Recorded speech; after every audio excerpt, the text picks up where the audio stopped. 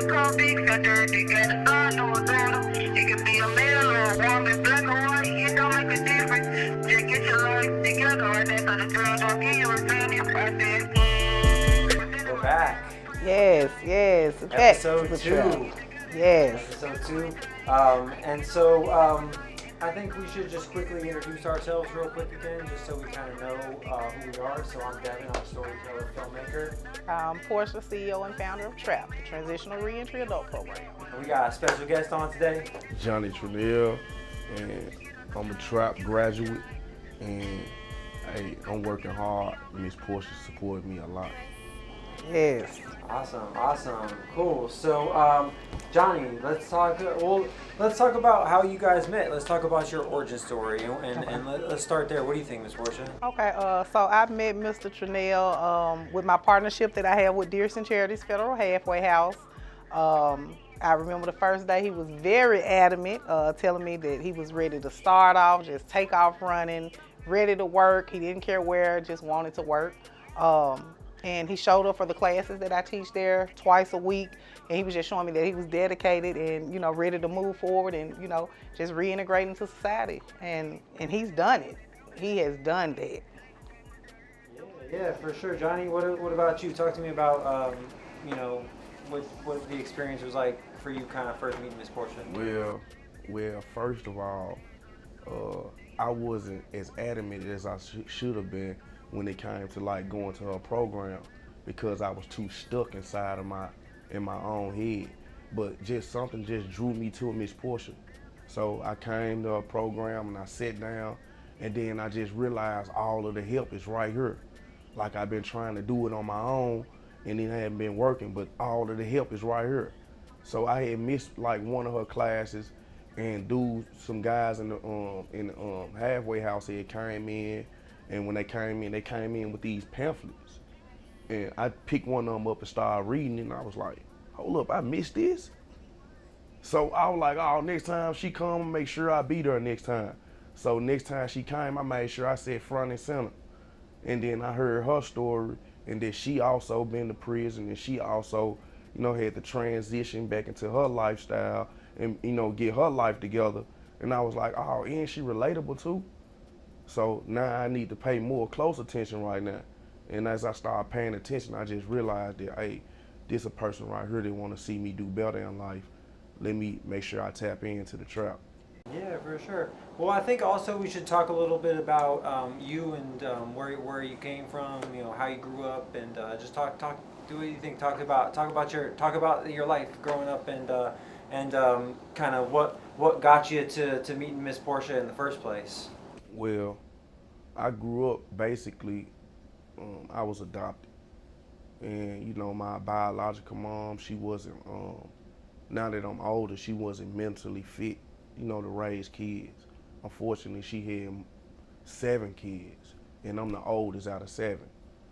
So she wasn't physically fit or mentally fit to raise kids. So I was in the streets early, like 9 years old, I was in the streets. And people who know me and know my life story will tell you that these is facts. I've been in the streets since I was 9. So I was exposed to, things that grown-ups was doing. And I was a child, like literally a child. And I had been homeless my whole childhood life as well. I got adopted when I was like maybe 12 by a friend of the family. Or it might be sooner than that. And I was still bad because I thought I was grown.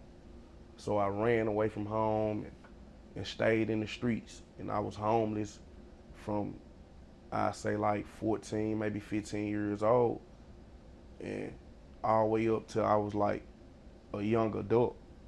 So only thing I knew was street life. I never had no real education. I never had a real guidance in my life. I always guided myself and made my own decisions. I started messing with the gangs, got involved in the gang life, and when I got exposed to gang life, I felt like that was my family. I felt like that these guys really cared for me. And to tell you the truth, they didn't. See, most people think that when you get part of an organization or a gang, that it fills the gap in your life for family, because they here for you, they gonna help you make money, and but they don't tell you the flip side of it. They don't tell you that it's gonna keep on progressing until the point where you think that you want to be a leader, and then these the goals that you try to make for yourself. You setting goals for yourself to be the leader of the gang, run everything, be the one who the shot caller, and it's not the right way. I didn't know that then, so I end up, being one of the top gang members, one of the big homies off Crip. So I had a lot of influence, and I wasn't making the right decisions with my influence. So that led me to, not trust a lot of people and start, trying to venture off. And real gang members not accepting it. They not accepting you to just venture off because you put too much work in, too much stuff that's going on inside the gang. And eventually, I end up getting in more and more trouble because I was having more and more problems, and end up going to prison. I did my first stint. Was like 4 years, not including all the times that I was locked up in juvenile facilities. After that, I did 8 years, and then after that, I did 10 years, straight flat. So in all, I'm 41. I've been locked up my entire life. So while I was in prison for this last stint, I seen so much stuff happen. I went through so much, being beaten by officers, being put in restraints for hours and days, being fed the minimum, not having nobody, no family members or nothing able to support you or send money on your book. Just going through the worst. So I had, at that point, it was a point in my sentence where it's a point in the time where I was doing my time that I finally woke up and finally realized that, hey, this ain't what I want for me for the rest of my life. Then I got nephews, I got little cousins, I got young men out here that's looking up to me, thinking that, hey, all of the stuff that they heard that I was doing was to be praised. And it's not. It's not nothing good. It's nothing good gonna come out of you walking around here with these guns, robbing, stealing, taking from people that's working hard for their stuff, taking people's lives, taking people fathers and mothers out their life, like destroying people's lives. It's nothing good coming out of it. So I had enough time during the COVID-19. Just think, the COVID-19, they shut the whole entire world down. The world was closed. What do you think they put us through in prison? We are already closed down and locked down. Could you imagine the torture that these institutions put us through? Was it just like complete lockdown, pretty much 24 hours a day? It was 24 hours a day. You get a shower every other day, or maybe sometimes like 3 days apart, because the lack of staff. Like, I'm not gonna just make it like it was all bad officers in prison. Most people try to make it like that, like, I don't like the police, whoever. Nah, you actually had officers in there who wanted to see you do better, who didn't want to see you come back to prison again. And I had officers tell me, if all you guys get y'all life together, I'll be out of job. So, you know what I'm saying? Like, it's a flip side. You got officers who need you to come to prison because they going to be able to feed their family. If you don't come to prison, they ain't going to be able to feed their family because only thing they know is farming. And the institution is built on their property where they was farming on. Never think about that. So, like, I just had enough time to reflect during the COVID-19. Educated myself and straightened my life up while I was in there. So when I got out, I said, you know what, I ain't going back. I ain't going back to prison. What I'm gonna do is do the right thing, even if it take me working 3 jobs. Like right now, I work 3 jobs faithfully. I'm there and my employers love me. They love the fact that I bring in something new. I do things that I see other employees ain't gonna do. That's what I'm gonna do. And I set myself aside because I was just working in prison just like any other inmate that just got out of prison who was locked behind them doors. They try to act like they was just big in there, but when you locked behind the doors, you ain't nothing. You ain't got nothing. You just like me. So you wanted to get outside the cell, so you want to be the rock man, so you can work for an extra tray or extra bag of food, a bag meal, and working for cents. Like they literally paying you cents. So why can't I take what I was just doing in there and bring it out in here so that I can be able to do better in life? So that's what I'm doing. That's like an amazing story, Johnny, that you've been through, and the fact that you're here is just a real testament to to you. And so what do you think? Was it just like the COVID-19 pandemic and being locked down? Like, what was there a moment for you when it kind of like when the light bulb Reality went off? check. Reality Yeah. check. Like, It most definitely was the COVID-19 because the long time of me just sitting in one place and able to reflect. But because before the COVID-19, I was horrible. I was horrible. I wouldn't even lie to you. I was a horrible inmate. I was fighting. I was in knife fights. I was in, like big race riots and, like one of the head people in the middle of it, and I was accepting it. But then I was like, I haven't changed nothing. Is this what I want to go through? Is this what I want to do for the rest of my life? I don't want to enjoy the world. I don't want to enjoy, being around beautiful people. Not just women, just beautiful people, people that's doing better in life. I don't want this.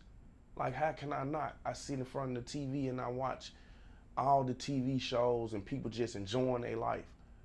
And I don't want this. This is what I want right here.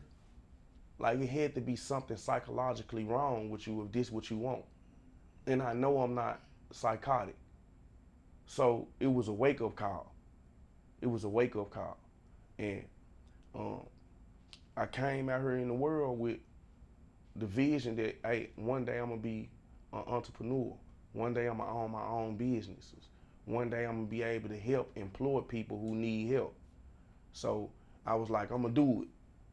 And one thing about me, anybody who, know me from the past, they know once I say I'm gonna do something, I'm gonna be head on doing it. So when I say I'm gonna do this is what I'm finna do. So I got out here and I took Miss Portia advice. I can call Miss Portia and be like, Miss Portia, man, I'm having a problem. This is what I need done. And she'd be like, no problem, Johnny, look. Like I was staying in a hotel for like 2.5 months. I was paying $500 a month, $500 a week for 2.5 months. I had nowhere to stay. I had started working and saving up for somewhere to stay, but I was constantly running across dead ends because of my record, because of my past. And I'm just going crazy.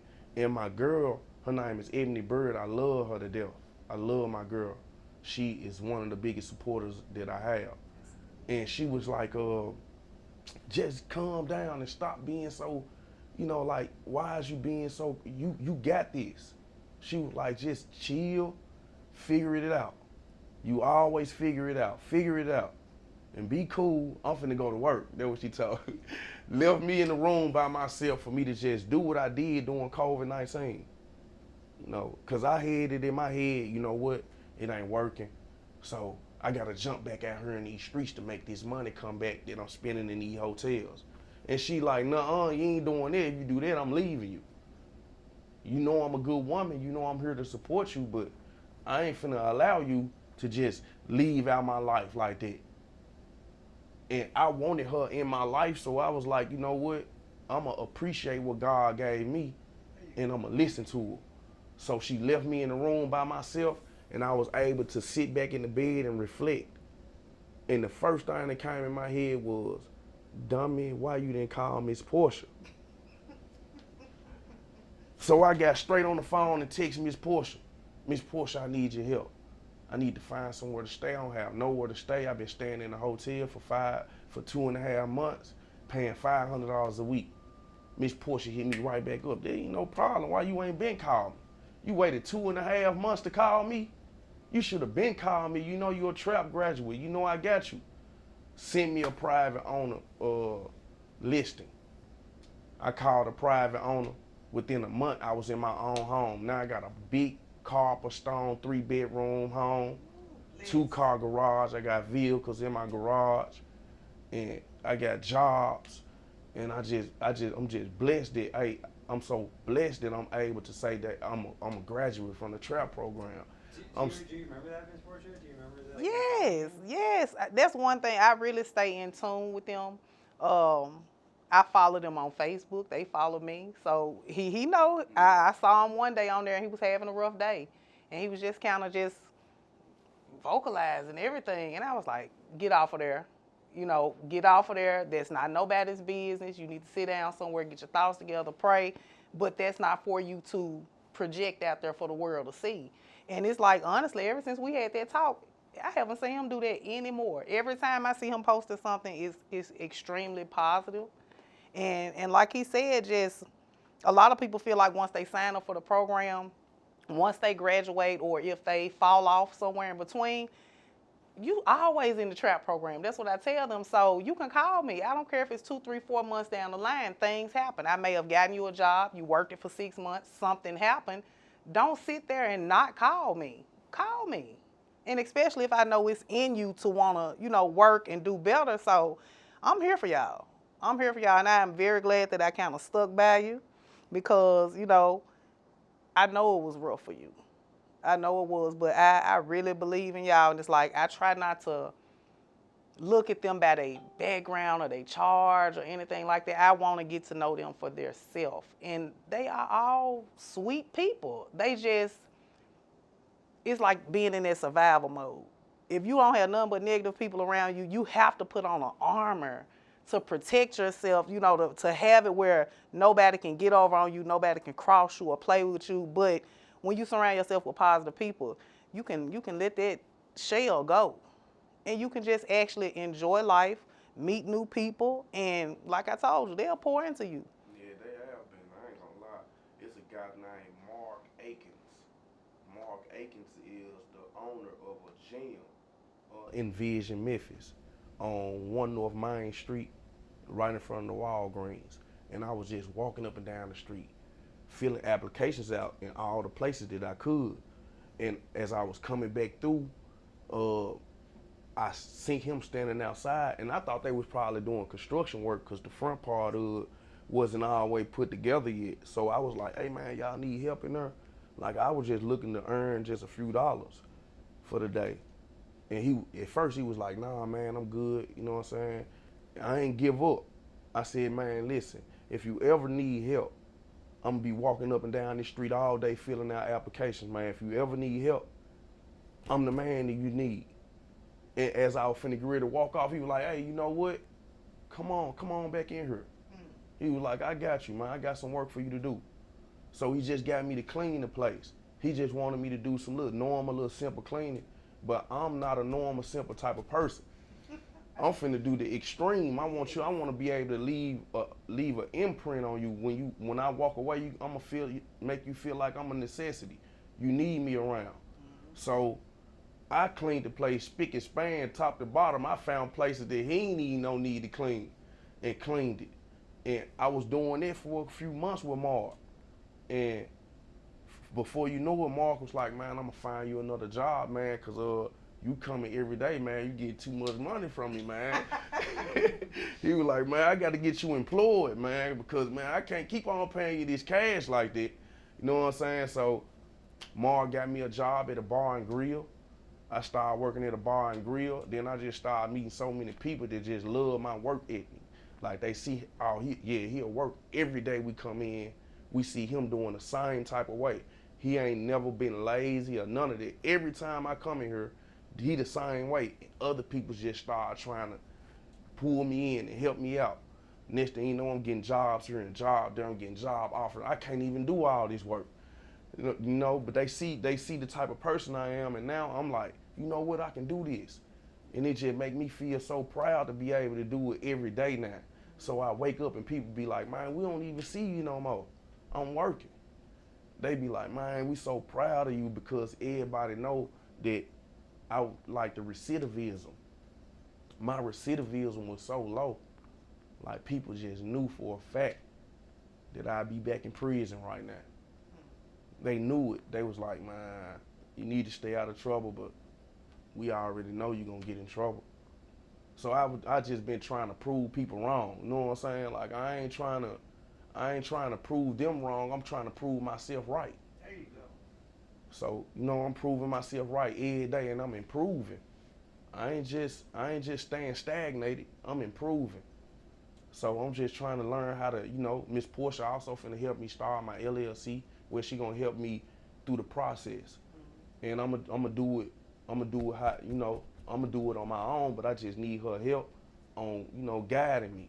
So she gonna guide me through, and I'm gonna start my own cleaning service.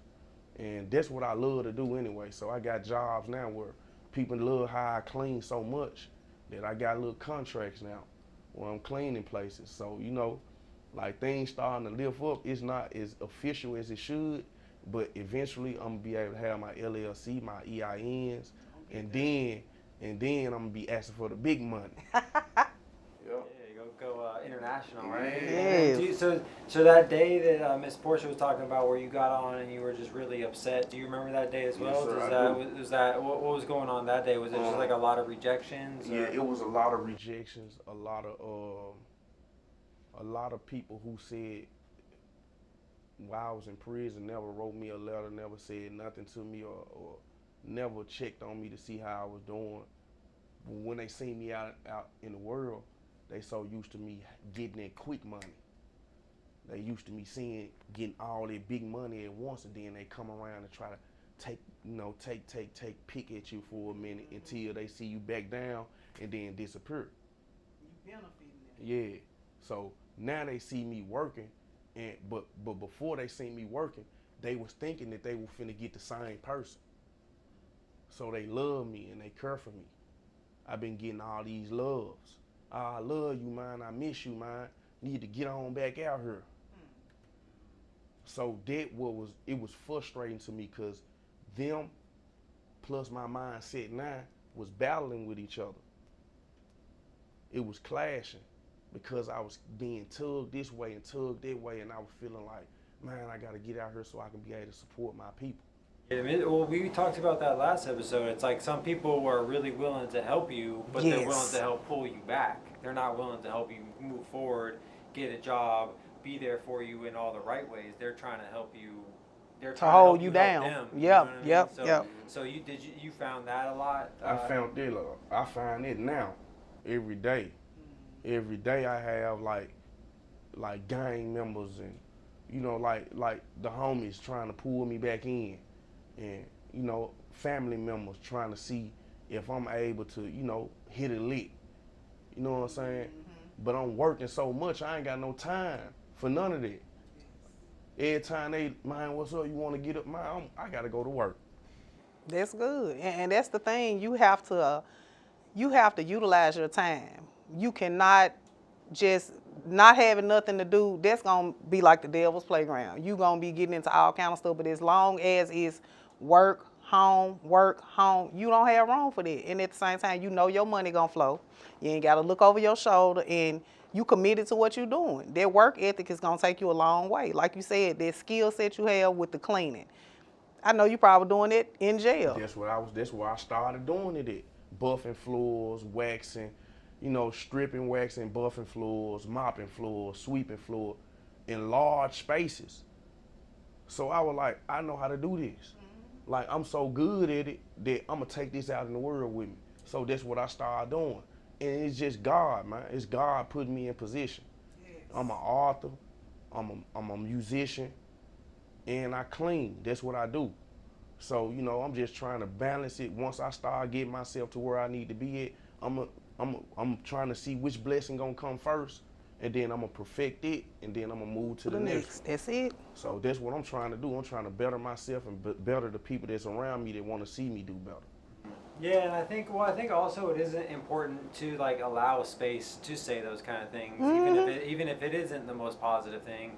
Sometimes you gotta just go in there and sound off and be like, hey, all you people that are not wishing positive on me, like, You gotta disconnect. get out of yeah, exactly. And sometimes you gotta let them know that. You Yeah. gotta let them know, and sometimes, because I think social media sometimes you get so wrapped up in only showing the positive, and life's not only positive. There's hard times too, and we should be able to show those and grieve and go through it. And the only reason why I did it was because I didn't feel like calling everybody at one time.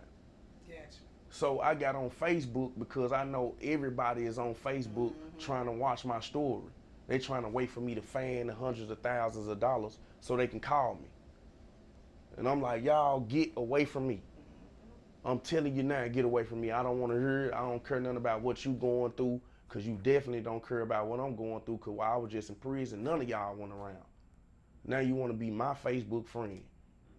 Now they see a benefit for themselves. Yeah, they see now that they feel like that they gonna see a benefit, because they know now, oh, he out here now, so yeah, he gonna hit a big lick. It's a whole new version. Yeah, this a whole new version right here. Yeah. So I'm working for what I get, and now I feel like I should appreciate it. So I'm putting up, and when you call me and ask me for some money or you want something from me, I'm finna screen you first. I'm finna screen you. I wanna know, what is you doing with this money? Step by step. Yeah. And when stuff don't make no sense to me, I be like, nah. You need $50 for gas, come on now. No, I ain't giving you this money. Yeah. You don't need number $10 put in the gas tank. Now hey, I can't help you. Trying to cuff something extra. You trying to cuff something extra so you go do something else with it. Nah, it ain't making sense to me. Yep. Yeah, and so where do you think that work ethic like came from? Where do you think you talk about your work ethic? Where do you think you built it? Was it just being in prison and putting in that work? Like, is it over time? Like, where is it just innate in who you are? What do you think? I mean, I always had it.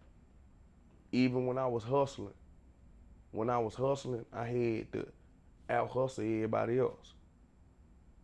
When I was gang banging real hard, I had to out gang bang everybody else. So I just took the same concept and put it into something positive. I always had the same drive. I just had drive towards negativity. Now, yeah, I redirected towards something positive, and I don't want to sit down. Like, I literally was working Friday, Saturday, and Sunday. I was just working 17 hours. I went to one job, went to the next one, and then went to the next one. I was working a food festival all morning from like 9 in the morning to 9 at night, and then go to my other job and work that from like 9:30 to like 4 in the morning. I did that for 3 days straight. That's determination. You ain't trying to go back. I ain't trying to go back. I'm just trying to do better. The devil keep on tugging. Cause even though you trying to do better, you still got people in the street that still trying to do negative. I always been in the streets my whole life. Of course I got people who don't like me. Of course I got people who don't want to see me do better. Of course they like, we don't care nothing about you living your life better now.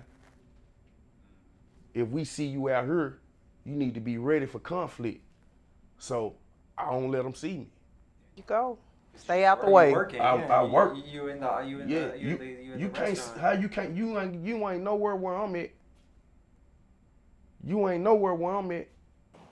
Do you find it tiring though? Like, does that just like that constant pull back? Is it exhausting sometimes to kind of like keep pushing forward when you got people pulling you back? Yes, it is. It is really exhausting. But I just appreciate. I accept it. See, when most people try to run from it, you end up running into it. I accept it, and then I just keep on moving with it. I just look at how my grandma and my great grandma and all of the problems that they went through, all of my ancestors, all of the problems that they went through. And they didn't run from it, they accepted it. So I do the same thing. By me educating myself, you know, before I went to prison the first time, I couldn't read past the 3rd grade level. Now there's nothing you can put in my face that I can't read. So I educated myself because I knew that, hey, one day I'm gonna have to be able to use my intellect in order to be ahead in life. So when I was sitting there reflecting, I was reading too. I was reading everything that I could read, taking it in. And my way of taking stuff in is, once I read it, it's here. Only thing I gotta do is just hear it again, and I'll be able to recite it back. And then I take whatever I read and I write it in my own terminology. After I dissect it into my own terminology, I write it down. I be like, oh, this is what they saying. Yeah, they using these big words, but I can take the thesaurus and break these words down into my own terminology. And I break it down how I want to for my understanding. And once I start understanding it in my terminology, now I already know what they talking about now. Now I can do it so easily now. It's simple. People try to make this thing hard. This thing ain't hard. It's a simple thing. Only thing you gotta do is redirect, like Miss Portia said. All of the negative stuff you was doing, redirect it. You trying to live like the rappers. But the rappers ain't living like you. They just they feeding you bull crap so you can keep them rich. They redirected their life into something positive, which is rap music, which everybody might say is negative, but in their life, they making millions off of this. And they're also, yeah, I mean, it's you know, it's also influencing people, and it's helping people, and it's, you know, being there for people. Music is a very powerful thing that's there for people. So yeah, like you said, it is redirecting into positivity. Yeah, I mean, I think that's an important is just like that redirect. And how do you kind of help people see that redirect, Ms. Portia, or do you see that a lot, like that need to redirect? Like I say, you really have to kind of talk to them and just kind of insert in them and let them know where they can actually see it themselves that they really not trying to help you. You know, you have to really sit back and open your eyes and just kind of observe and see how people move and to say, okay, they ain't trying to help me. Trying to help you go down the drain. That's what they trying to help you do. So, like I said, sometimes it takes meeting new people and, you know, just inserting yourself in different places. Because as I stated before, we always holler no new friends, but I've met new friends over the past 2 years of my nonprofit business that I wouldn't have had any dealings with, but they have inserted all kind of positivity into what I'm doing and poured into me. We were talking just about the link between poverty and violence, between poverty and crime, and how those two things are completely interlinked and completely intertwined. Anywhere you go that you find poverty, you're going to find crime, and that's throughout the world, and that's throughout pretty much history. So because they're in survival mode. That's what people don't understand. It's a survival mode. It's not always that you want to commit a crime. Sometimes, like, am I going to sit here and starve, or am I going to bust a move? So, you know, the norm has to realize, like, I ain't saying everybody that's incarcerated should not be incarcerated. I'm not saying that. But there are a lot of people that, due to their situations and how they were raised and just the lack of not having a lot of things, you know, education, the discipline, like all that make a big difference. So the poverty and all that just pretty much kind of goes into survival. They're just trying to survive. Now they should push themselves a little bit more to get employment and things like that, because I've noticed, like, I can get anybody a job. I can help anybody get a job, from a sex offender to a murderer to whatever. But they have to want it themselves too. So you can't just sit and think that, oh, it's going to get placed in your lap. Now, you got to work for it, especially if you have a background. You have to prove and show people that I am worthy of this opportunity. And I know a lot of people feel like they shouldn't have to do all of that, but people don't always have in mind what you've done in the past. So we just got to get out of survival mode. And people start living life and seeing that there's so much more out here. Like, I think when I was coming to Dearson, I was talking to them about, like, cruises. Like, we blow $500 on all kind of stuff. You know, shoes, clothes, whatever. Spend $500 going on a cruise for 3-4 days. See some blue water. You know, I think that would change a lot of people's perspective to like, nah, I'm staying out. I got a lot of places I need to go. So, you know, I think just kind of putting things out there for people to kind of visualize that they can do and let them know it's possible. It's not as hard as y'all think. You just got to stay committed and discipline yourself and continue to move forward. And that's exactly what you've been doing. Because like I said, I know there were times you hit a couple speed bumps, but you know you didn't want to go back. So you made it your business to do your due diligence to stay out by any means. And if that's working 3 jobs, that's working 3 jobs, but you out the way. So that's a good thing. And I love it too. I love it out here. I went inside a restaurant. We dressed up and we went inside a restaurant. I said, this is nice. Feel good, though. I was like, man, I'm free. Yeah. I can go to a restaurant, sit down and eat and be, you know, like nice people come and bring me food. And man, I love it. Mm-hmm. And it's just the small stuff that I missed. Yep. You know, it was the small stuff that I missed, man. And I just appreciate everything. I appreciate life. I appreciate all of the drama, all of the, you know, you can't just thank God for when he give you a blessing. Good, bad, and ugly. For the bad and the ugly. So I thank God for everything that he throwing at me because he only building me up. I know it. I know he building me up. He preparing me so that I can be able to be like, hey, I went through that too. Mm-hmm. It makes it you know, that much sweeter when you see the great because you've seen the bad too, so you know how bad it is. So it gives you something. It gives you like a point of reference in some ways. Well, then, so talk to me about your jobs. Talk to me about a little bit about your jobs and talk to me about what you're doing now and just walk us through it a little. Well, I'm a personal trainer and defense technique trainer at Envision Memphis, where I help with stuff. That was initially where you started just cleaning. I love Envision Memphis. I love y'all come and see Envision Memphis and come and get y'all a membership. Tell them it's 1 North Main Street. Tell Mark Akins or Hugo that Johnny sent you, and they're gonna be well enough to accept you. As soon as you tell them Johnny sent you, they're gonna take you right in because I'm like a family member up there.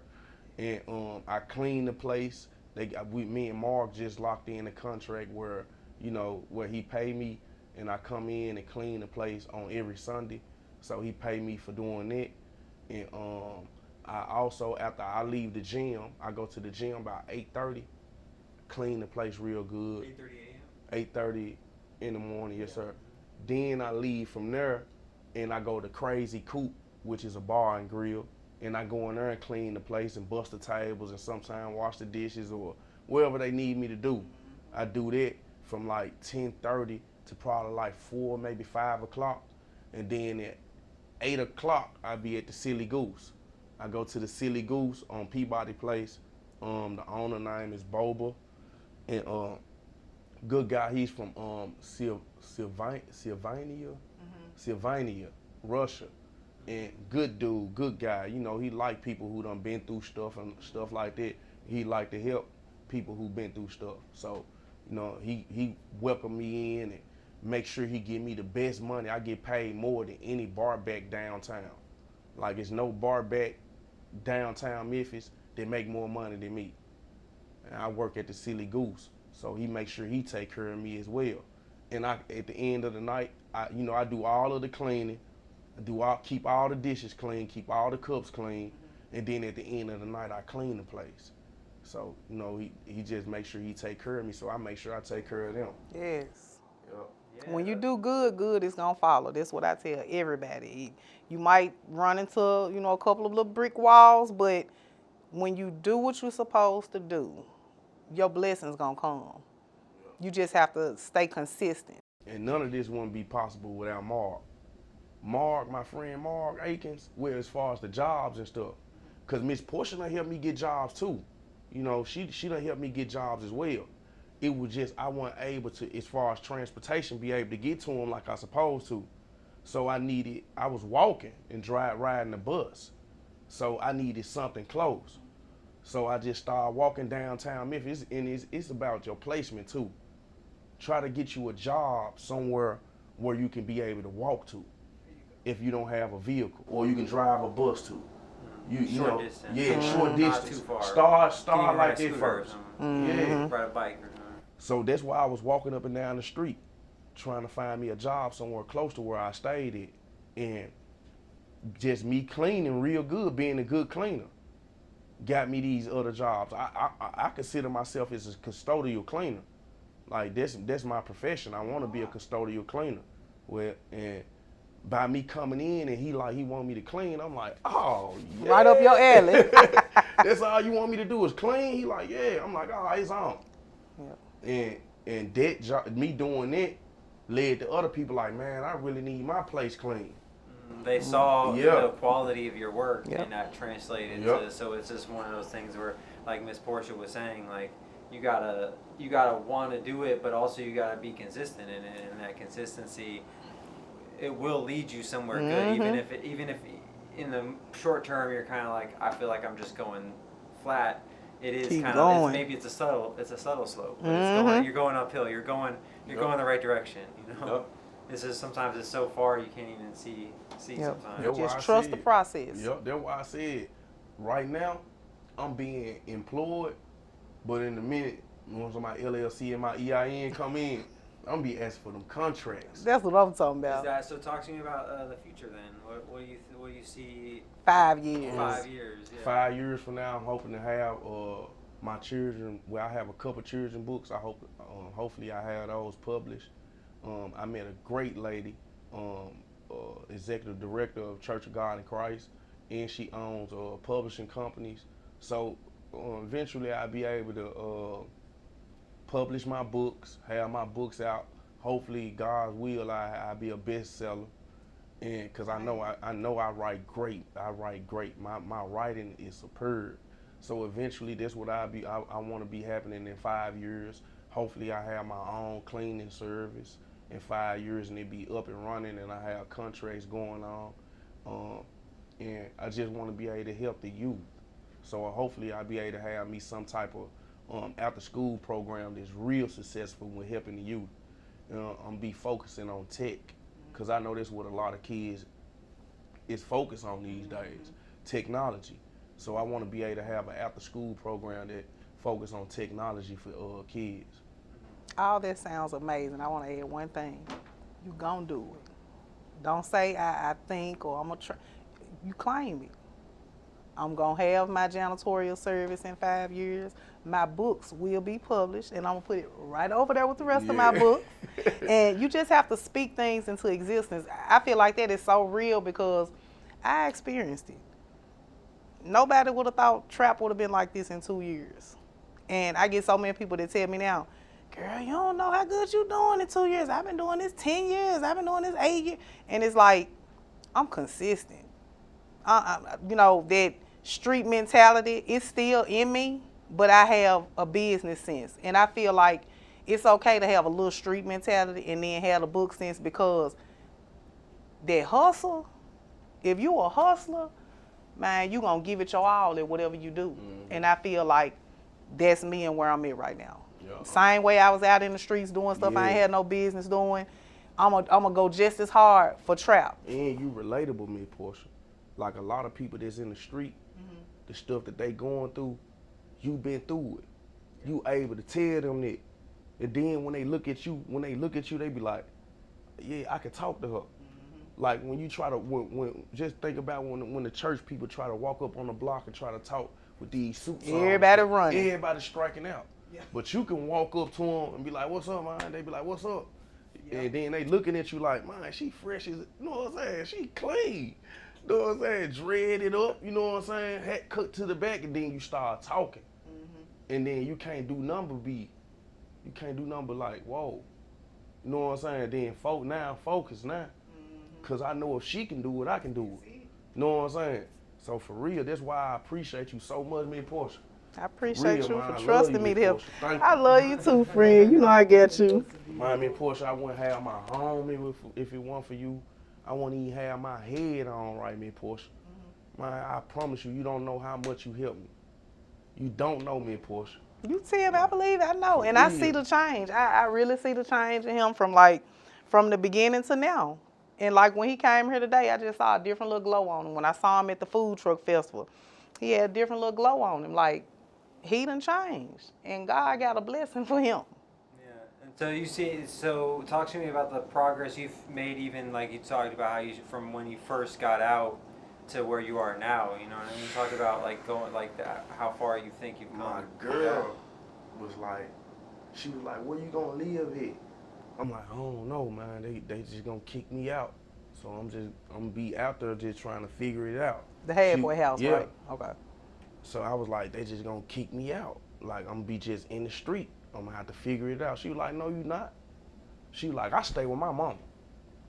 She like, you coming over my mama house. And my mama name is Narvina. Well, my girl's mama name is Narvina. Everybody call her Mama Faye. And Mama Faye has so many kids that's not hers. She take in everybody She to take help in him. everybody Yeah. because she just that type of person. So Narvina Bird, I've been knowing her since I was 9 years old. I was the kid that was walking around with the guns and the bag of drugs. She been knowing me since then. And just so happened, I'm with her daughter.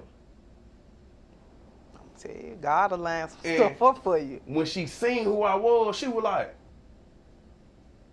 this my baby. Boy, I thought you was dead. Open arms. Come on in, go in there with your girl. Brought me in, I had a home to stay in. I had food. What? Let me go hungry. Man, I Stuffed got you. fat. Messing with them.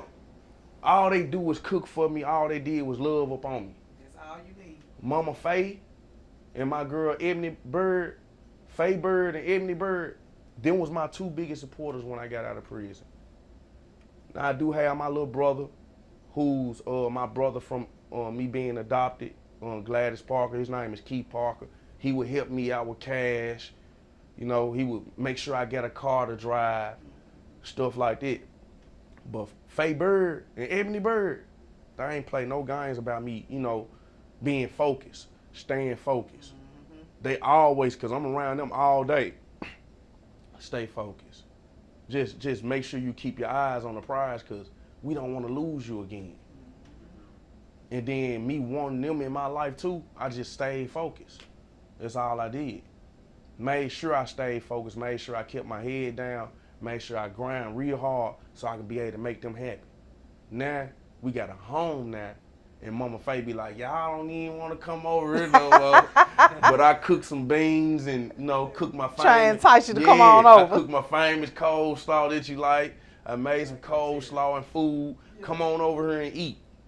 So I come over there and eat, and we just talk, and she's so refreshing. I wish y'all can meet her. I promise you, you will love Mama Faye. Mama Faye got 30 kids out here that's not hers. Yeah. But all of us call her Mama Faye. I love her. Yeah. Yes. Well, we'll have to meet her when we film the Redemption arc. We'll have to Yes. come hang out with for her. sure. I'm excited about that. That's definitely happening. Yep. And so, well, is it that? Do you think that like that stability and that foundation really is kind of just what you needed? You just That's needed exactly something what like I needed. to build up from there. That's exactly what I needed, because I know for a fact if I ain't have nowhere to go, Back to I the had streets. to make it happen fast, or Yeah, I'd stay be in the alive. streets. Yeah, exactly. And you were getting rejections. You were reaching low points. So you were like, hey, I gotta stay alive here. You know what I mean? At a certain point, you're like, I gotta make money. I gotta stay alive. And if there's nothing else to do but go back there, then where else were you gonna go? So. And my parole officer called me, was like, you got somewhere to stay yet? I'm like, yeah. She like, yeah, tell him you got somewhere to stay. Yeah, matter of fact, tell him come on over here so he can do his walkthrough. So the parole officer came over there and Mama Faye like, he ain't getting in no trouble. This where he live at right here. And he live in that room right there with my daughter. And this his house, this his address. And told the halfway house, you know, before you leave, that you gotta put it on your address. Yeah. I put that on my housing plan, and I came home. The first day I was there, I got dinner. Woke up that morning, got breakfast. Ooh, You you know what were I'm used to saying? that, was I wasn't used to that type of stuff. I was so happy. I was like, okay, you know what I'm saying? Like God got me. God got me. He ain't just let me go out there like that. You know what I'm saying? He put me in a position right now where I can be chill, because she was like, don't rush nothing. Yep. She was like, just chill.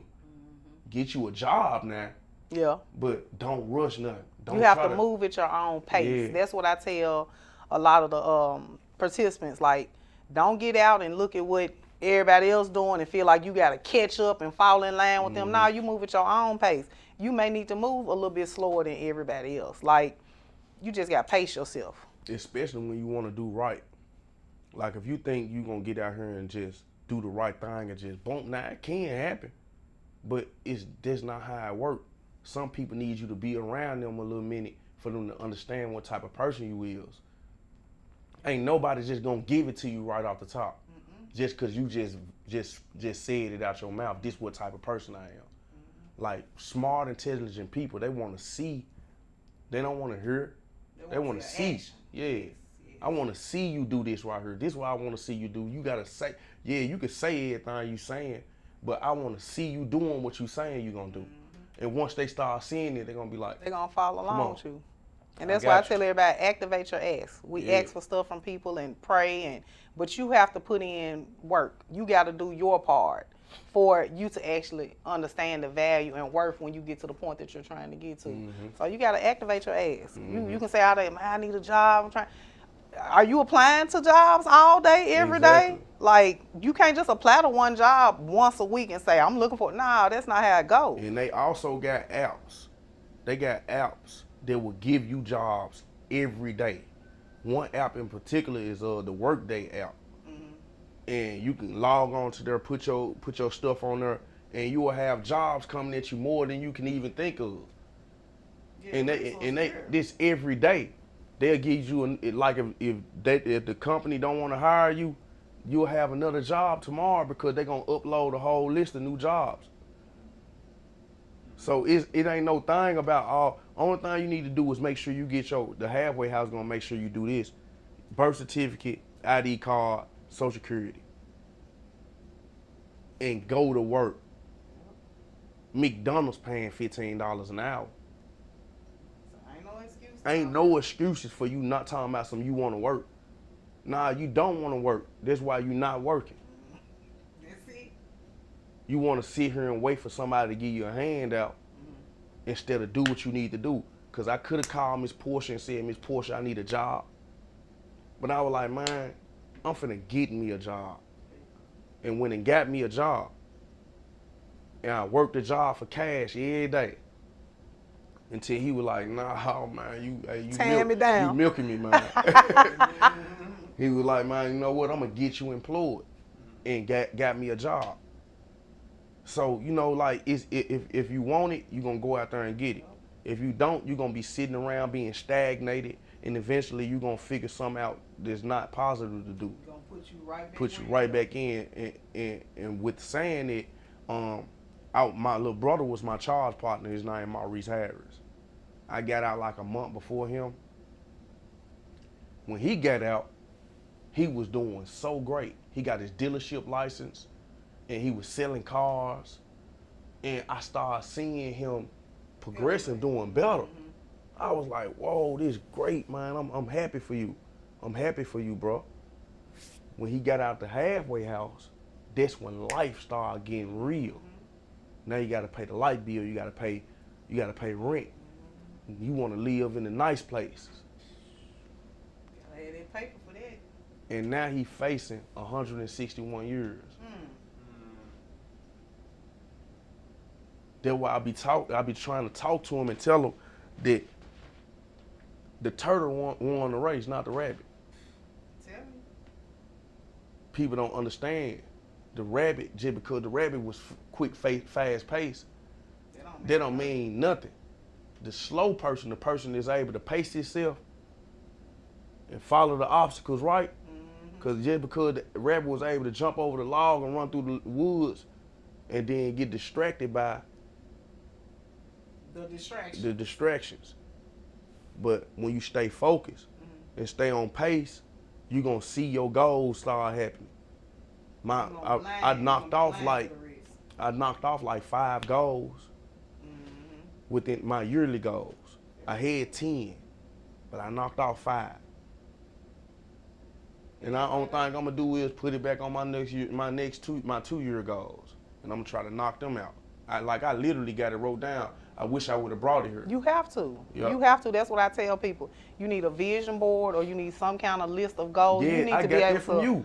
visually Yep. see it, write it down, and just check it off. Yep. You ain't in no rush, Yep. but just check it off as you complete or overcome whatever it is. So I think a lot of people, like when I had my class, we did it on a little post board. I told them, put it somewhere you're going to see it every day. In the restroom, on the fridge. So it's just going to be a mental note to yourself. Okay, I need to be trying to knock this off. I need to be trying to knock this off. I still do it. No, I'm talking about I literally got the gold paper from you. In class at Pearson. You remember when you had brought us the paper, we had the pamphlet, and we was writing our goals down and stuff. Because we couldn't find the magazines to cut the pictures out. And I just went on and I just transferred it to a paper, to a pamphlet. You know what I'm saying? All my goals that I wanted to do within a year. And I knocked out 5 on them. Man, that's a blessing. Yep. Just stay consistent. You're going to knock out the other 5. Man, what? I can't wait. Look, I'm going to be telling you in a little while, you need some help over there at Jet Janitorial. I got a few participants that's needing some employment. So, yeah, it's coming. Just claim it, speak it into existence. Man, I'm so proud of you. And like I said, you just got a whole different little glow to yourself. And like just how you carrying yourself. So I know it's possible, y'all. It is possible. You just have to want it. And you have to keep your stride and push. Discipline yourself and just stay consistent. Stay prayed up and tunnel vision, no distractions. That's a fact. Yep. That's a fact. Yep. So what's your book about? Your children's book, if you don't mind me asking. The book is called A Message in a Can. Have you ever heard A Message in a Bottle? Mm-hmm. Can I tell y'all a little small part of it? Yeah. All right. Sneak preview. Sneak preview of it. It's called A Message in a Can. It was a sunny afternoon in a tropical cocoon where a kid was in the alley behind the building where his daddy was doomed. And he ran across the can and kicked it as hard as he can. Tried to send it as far as he could see, but the can never landed. But yet instead, the can grew lips and said, "Hey man, you have the nerves to kick a can. What if a can could kick you back? Would you kick a can then?" At first the kid was scared, even to the point he was frightened. But to see a can could talk was even more enlightening. The kid said, "I'm sorry, Mr. Can, I didn't mean to make you mad. My dad was killed in this building, you know. So every time I come to this place, it just really makes me sad." The can said, "Tell me about it, kid. I've been stuck between a Twix and a hard place for months and finally get some wind. Blow me out in the open to be kicked by a kid." The kid said, "I'm sorry, Mr. Can, I didn't mean to make you mad." Even though the can didn't have heart, he had sympathy within. "Listen, kid, I have a friend. His name is Stan. He sleeps in a van. He should hit your hand if you tell him you were sent by a can." The kid said, "Sure, Mr. Can, I'll go meet Stan that sleeps in a van. But there's one problem." "What is that, kid?" "I don't know where you stay." 19th and Grand. So the kid was about to run off, but the can said, "Hey, kid, give an old can a gig. Let me get a lift and throw me in the bin."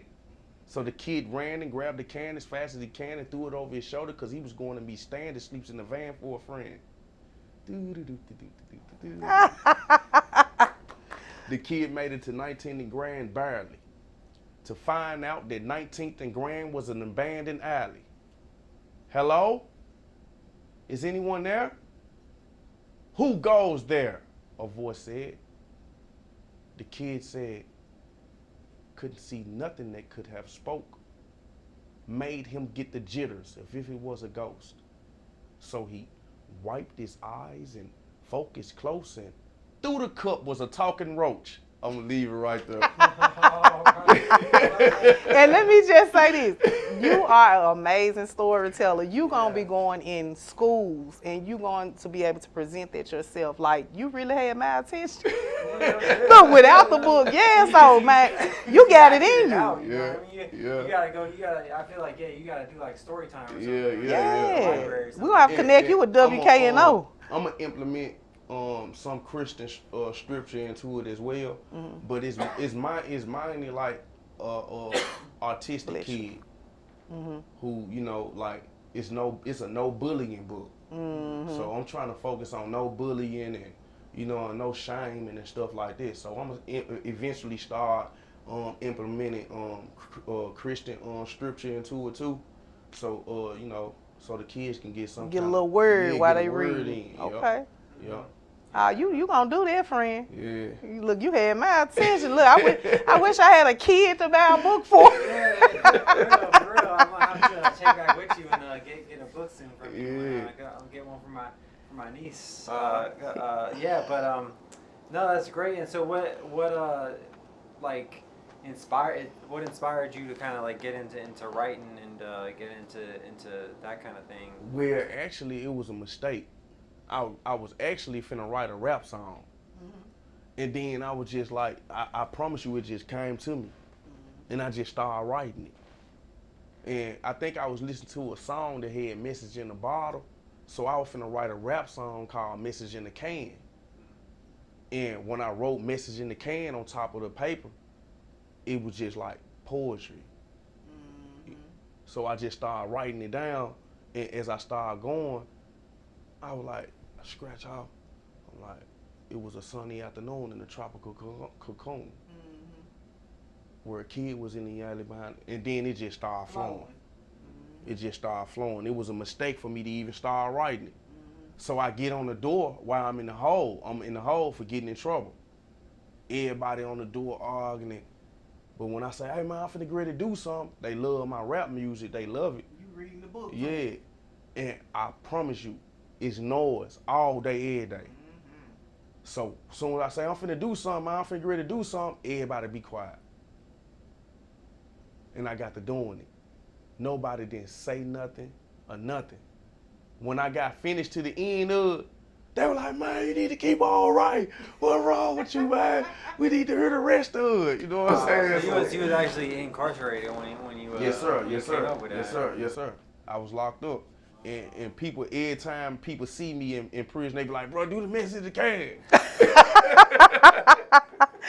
That's good though, but that just lets you know if you was able to grasp their attention, and then you just grasp my attention, because I'm like, what's up with the can? Yeah, So I wish I could have been there for that moment. Too. That sounds like a really special moment where you're kind of reading everybody a kid's rhyme. You know? And for him to say it was complete silence, like, I don't know if you've been in jail before, Devin. It's like they never sleep. In the hole. So it's always noise. Always noise. But when I get ready to do my music, everybody be quiet because I'm a great music writer too. You entertain. Yeah, I can write R&B, hip hop. I can write country. I can write, you know, like I'm all over the place when it come to write. Yeah, I'm I'm universal when it come to write. Yeah. Like I'm dead serious. I got songs that, you know, that can touch your soul too. So when I say I'm finna do something, they be like, oh, hold on, be quiet, man. Yeah, they want to hear you. Yeah, man, everybody shut up, man. Hey, man, I don't want to rap no more. I ain't arguing no more. You know what I'm saying? And I go on do some music and stuff. And the COs used to love it, too. They used to be like, Johnny, man, we want you on the iPod. Yeah. It's like everyone's taking a nap time or something like that. And then most of the time when I do my music, after I finish, because I got a lot of music, after I finish, you won't hear nothing. For hours. Everybody's just sitting in there. Most people in there trying to write their own music. You done inspired them to do something. Stuff like that. So when I do the children book, people might, they see, after I get out the hole, they be like, bro, do the message in the can. I was just telling him about the message in the can. Yep.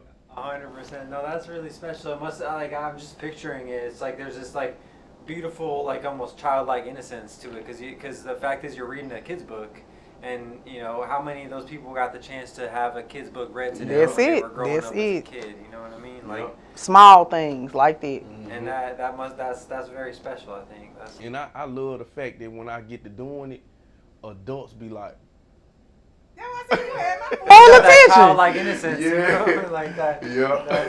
That's nice. So yeah, I can't wait for you to be the next J.K. Rowling. You know what I'm saying? The next. Yes. Hopefully I'm gonna be a best time bookseller. You are. And do you is it like illustrated and stuff like that? I met a lady named let me make sure I get her name right. And he was telling me about her too earlier, and I was just telling him like, man, God placed people in your life, and I don't know if we have time for him to tell the whole little story of how they met, but not too many people was out in this storm when it was raining hard. For somebody to just walk in there, say something to him, bless him, and get on back out. Like I told him, you know, things happen. Everything happened for a reason. We just have to kind of figure out the why. Her name is Terry L. Hennett, and she is the executive director of Church of God in Christ. And she also is a Kojic Publishing. She owned the Kojic Publishing Company. Now look at that. How you write a book and the publisher just walk in the bar in the rain? In the storm, when the tornado was coming, she actually came and seen me, and I said the book to her, and she left in the storm. I guess she went and got her business card, and she put a $100 bill inside of a tissue box and brought it back to me, and told me that she wanted to help me publish the book. So that's what I've been doing. I've been editing, you know, like doing my little, so she can help edit and publish it for me. Yeah. Yep. That's awesome. I mean, so yeah, that's really cool. And so it was like she came in there during the storm. Or During something? the storm. She was like, I need a place to. There's a tornado coming. No, I actually know her nephew. Oh, okay. So I know she her had nephew. told you to come, she had known to come by. Yeah, Okay. and see me. Yep. Wow. Yep.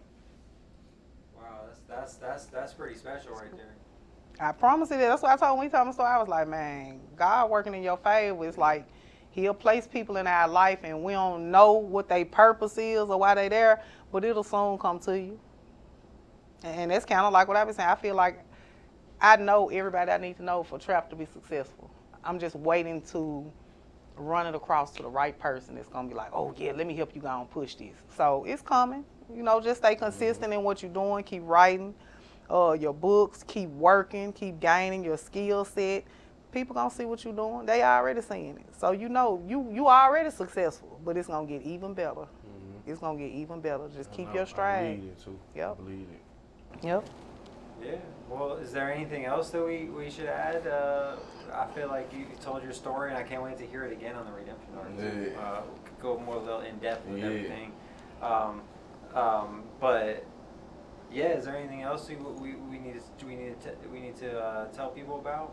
What do you think? We talked about your future. We talked about. I also have I'm streaming 50 apps. You can go to Apple Music right now and listen to one of my songs. It's called Streets Don't Love Nobody. It's Stay Down Scat featuring King Kong finally free. All right. He got all kind of stuff going. Yeah, he's a Renaissance man. Yeah, for sure. Okay. Well, that's this episode. Then I think it was a really interesting episode. Yes. And really informative. We touched on like such a broad array of topics right here in terms of like big picture stuff, stuff for the kids to do, systemic issues, as well as your story, and that was really special. And so Yes. I thank you for sharing your story with us. It was very special to be a part of, and and don't forget us when you get all famous. Oh, for no, writing this your- is writing Look, your- man, writing what? your big children's book. I'm gonna be like, I know this guy. Yeah. I'm gonna be Yeah. like, hey man. Look, don't forget us now. Nah, we gonna do something though. We gonna do something with all this setup. Once I become successful, I'm gonna make sure I bring up everybody. Even more successful. Yeah, you you're already there, successful. Friend. You're already Yeah, there, Johnny. yeah. But yeah, once you get to because this ain't it. There's another level to reach. Yes. Right? So you're on your way to the next level. So you at one level and you're about to reach another level. So Yes, elevate. We excited to see it happen, and I'm excited I'm just happy that you met Portia and I met Portia and we all got to. Yeah, got to great. meet. It's great. So- This God intertwining. Yes, I just Yeah. want everybody to be able to tell their story for people on the outside to see. Don't judge me. Get to know me. Find out what happened to me. A reason of why I'm acting and, just why I'm acting out and why I'm doing the things I'm doing. Like, something happened. Something triggered it, whether it was trauma from childhood or something coming up as an adolescent. But I just want folks to hear y'all truth. I want them to feel about y'all how I feel about y'all. I don't care about you being no feeling. Y'all, all y'all, my friends. I'm gonna make sure I pour into y'all, and y'all do the same thing for me too. So you keep up the good work. You stay encouraged, and tunnel vision, no distractions. I think you get it. Well, my last question for you, Johnny, is what would you tell people that are kind of struggling right now? Yes. That are in a place where they're like, I don't see anything good coming. And I just want to go back or give up or something worse. You know what I mean? Like, what would be your message? What I need to tell you is just the honest to God truth, and not just because I'm here. Find Miss Portia Moore. Find the trap program. Tap into the trap program, man.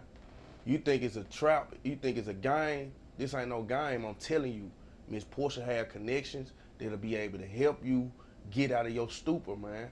Just find Miss Portia Moore. Once you find her and lock into her till I seen this podcast, dude told me to find the trap. I'm looking for the trap.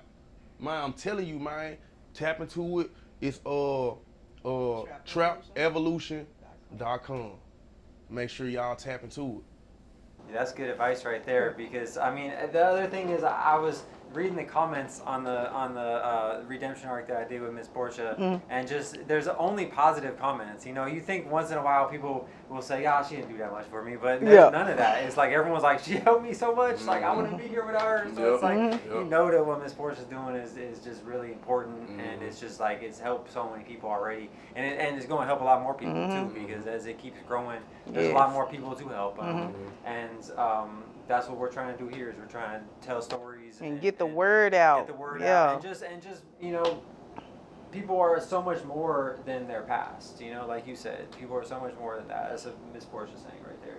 Yes. But people are so much more than that, and I think as a society, if we do a better job of not judging people by some of the worst decisions they make, then I think a lot of the issues we're talking about we'll be able to resolve them. We'll actually get to resolve. Just showing their compassion and their support makes a huge difference. Yep, we most definitely do. I ain't gonna lie. I got a big house. Well, that's what I'm talking about, friend. When you invite me over there? We're gonna get it together. We're gonna make sure. Once you get everything in order, I'm coming over for dinner. Hey, I'm coming over too. Yeah, for sure. You coming over anyway, cause we doing it. Yeah, we gonna do all that. Yeah, for sure, man. Miss Portia helped me get the place I live in. I promise you. Yeah, I'm telling y'all better tap into the trap program, man. I'm still connected. I'm the plug. I'm just a good plug, man. Yeah, for sure. Yeah, exactly. And so on that note, Miss Portia, show them the shirt. Oh yeah, y'all check me out. Yeah. Hope dealer.